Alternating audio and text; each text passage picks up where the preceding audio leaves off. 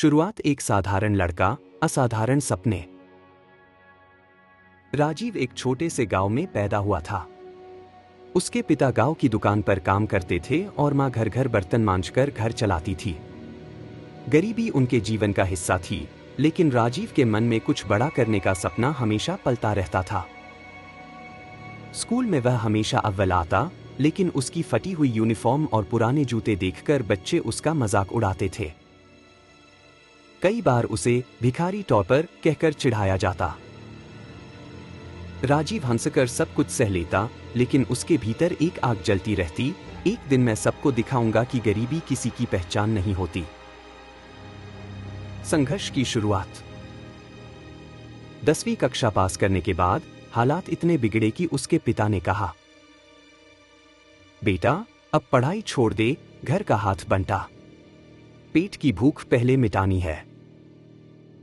राजीव के सपने जैसे टूट गए, पर उसने ठान लिया कि वह हार नहीं मानेगा। दिन में वह चाय की दुकान पर काम करता और रात को स्ट्रीट लाइट के नीचे बैठकर पढ़ाई करता। कई बार नींद और भूख से उसकी आंखें भर आतीं, लेकिन किताबें उसका सहारा थीं। गांव के लोग कहते, पढ़ लिख कर क्या करेगा, तेरे जैसे गरीब के लिए खेत ही ठीक है।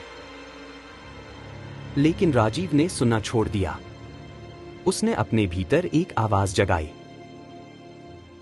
अगर खुद पर भरोसा हो तो दुनिया की कोई ताकत रोक नहीं सकती। पहला कदम, छोटे शहर की बड़ी दुनिया। 12वीं के बाद राजीव ने शहर जाने का फैसला किया। जेब में सिर्फ 500 रुपए थे, पर आंखों में करोड़ों सपने। वह एक सस्ते हॉस्टल में रहने लगा और कॉलेज में दाखिला लिया। दिन में अखबार बांटता और शाम को कॉलेज की क्लास अटेंड करता। कॉलेज में भी उसका मजाक उड़ाया गया, अखबार वाला इंजीनियर बनेगा।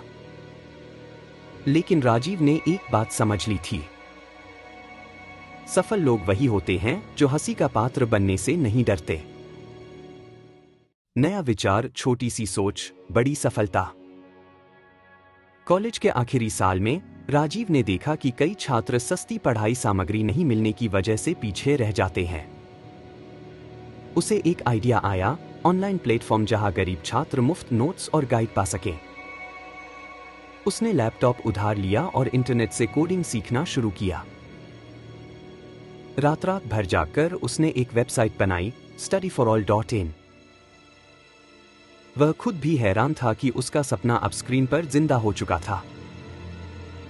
शुरुआत में किसी ने ध्यान नहीं दिया, लेकिन धीरे धीरे छात्रों ने उसकी वेबसाइट को अपनाना शुरू कर दिया। कुछ महीनों में उसके प्लेटफॉर्म पर 10 लाख से ज्यादा यूजर्स हो गए।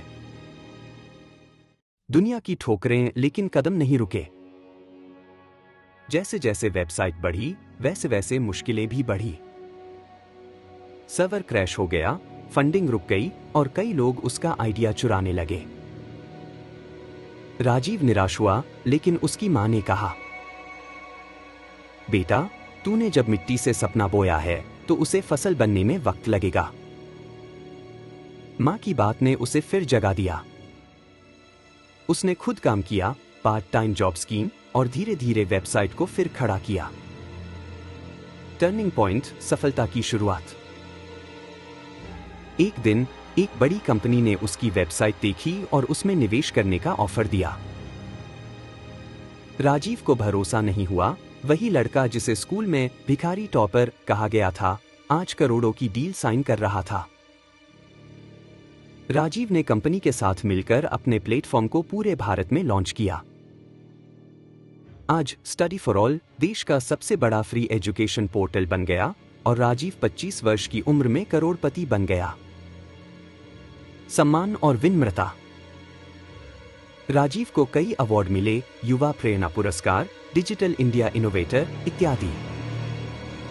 पर जब उससे पूछा गया कि उसे सबसे ज्यादा खुशी किस पल हुई, तो उसने कहा, जब मैंने अपनी मां के हाथों में नया घर की चाबी रखी। वह अक्सर अपने गांव लौटता और बच्चों को कहानियां सुनाता।